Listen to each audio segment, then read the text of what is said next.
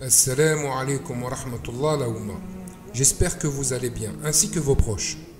Aujourd'hui, nous allons parler d'un grand homme qui a marqué l'histoire de la civilisation contemporaine et celle des musulmans. C'est bien entendu Mohamed Ali, qu'Allah lui fasse miséricorde.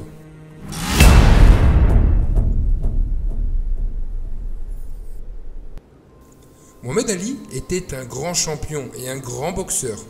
Né en 1942 sous le nom de Cassius Marcellus Clay, et comme Malcolm X avant lui, il se convertit à l'islam en entrant d'abord dans une secte dangereuse musulmane américaine, la Nation of Islam. Puis, petit à petit, Allah le libéra de cette secte jusqu'à retrouver la religion droite de Muhammad, notre prophète, sallallahu alayhi wa sallam. Pour tous ceux qui aimeraient en savoir plus sur Malcolm X, nous avions fait une vidéo sur lui sur Jena TV. Vous trouverez son lien en description. Mohamed Ali était courageux. Il n'avait pas peur de dire tout haut ce que tout le monde pensait tout bas et condamner les injustices que les Noirs américains subissaient dans son pays. Il profitait aussi de sa notoriété pour parler de l'islam et des bienfaits de cette religion, dans une Amérique de race blanche et chrétienne très attachée à ses principes. Il fallait vraiment faire preuve de vaillance et de bravoure pour assumer tout haut ses convictions et appeler les gens à cette dernière. Bien évidemment, Mohamed Ali n'a pas fait que des belles choses dans sa vie.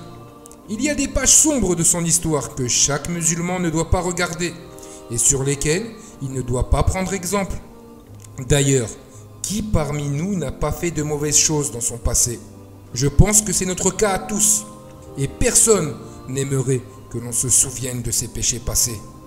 Quoi qu'il en soit, Mohamed Ali a souvent mis en pratique une tradition, bien souvent oubliée, celle de toujours appeler les gens à l'islam et de toujours montrer les bons côtés de notre religion.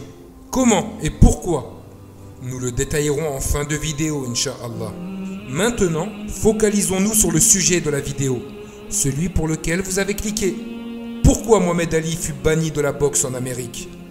Mohamed Ali était l'un des plus grands boxeurs au monde, mais pour certains, c'était un combat hors des arènes de boxe qui a fait de lui une vraie légende. Durant ses années de gloire, alors qu'il était sous le feu des projecteurs, Mohamed Ali fut convoqué pour la guerre du Vietnam, mais il ne voulait pas y aller. Il ne voulait pas tuer des innocents simplement pour faire plaisir à des individus. Or, à cette époque, il était impossible de refuser le service militaire, sous peine d'emprisonnement ou de bannissement de la société. Personne ne peut s'imaginer combien c'est dur. C'est comme si on disait à l'un d'entre nous de faire des choses contraires à sa religion ou à ses principes, et que si on ne les faisait pas, eh bien, on nous enlèverait tout ce que l'on a, et on nous priverait même de notre liberté. Ainsi, à Houston, le 28 avril 1967, était venu le moment de vérité pour le champion. Il se dirigea vers le centre de recrutement de l'armée, où il était convoqué et prit sa décision. Non, je n'irai pas au service militaire. Aucun Vietnamien n'a été raciste envers moi ou ne m'a fait du mal. Je ne vois pas pourquoi j'irai les combattre. Pourquoi tirer sur eux? Ils ne m'ont jamais appelé nègre. Ils ne m'ont jamais tabassé à mort. Ils n'ont jamais lâché leurs chiens sur moi. Ils ne m'ont pas volé mon identité. Comment pourrais-je tirer sur ces pauvres gens? Juste, enfermez-moi en prison. Les retombées furent directes et sanglantes. Mohamed Ali nageait à contre-courant de la société et devait s'attendre à de terribles retombées qui n'ont pas tardé à se faire sentir. Quelques mois après son dernier combat, l'Association mondiale de boxe fit à Ali ce qu'aucun de ses adversaires n'avait jamais pu faire jusqu'à ce jour.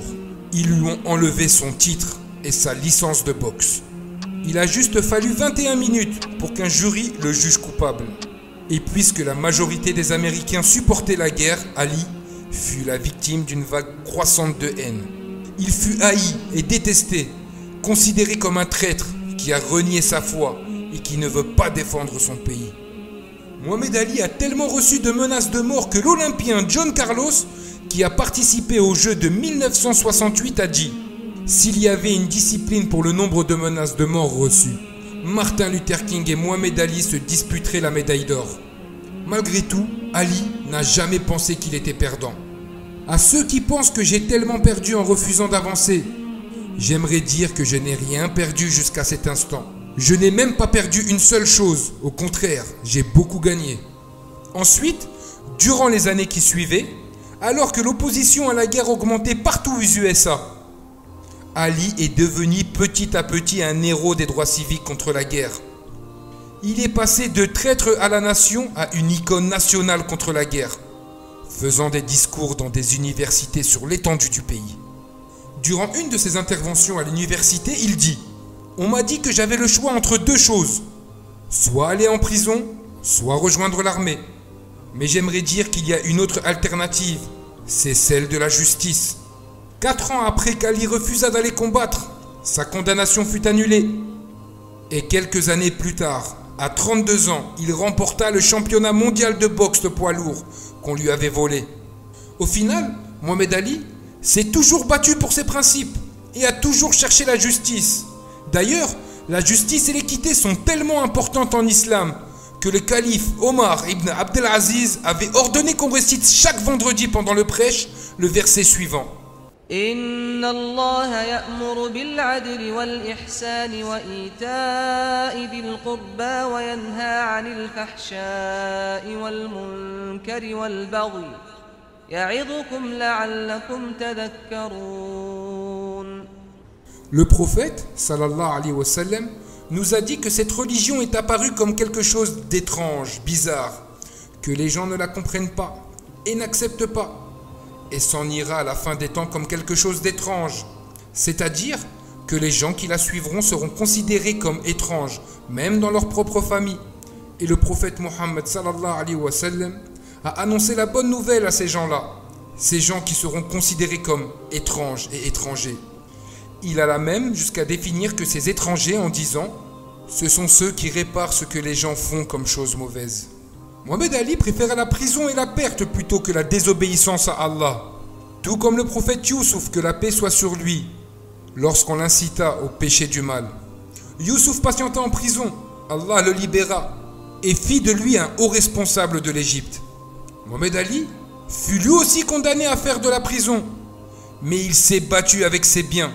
Il patienta et Allah le libéra et en fit une icône. Comme quoi, quiconque suit les traces des nobles messagers finira par réussir, car Allah le dit.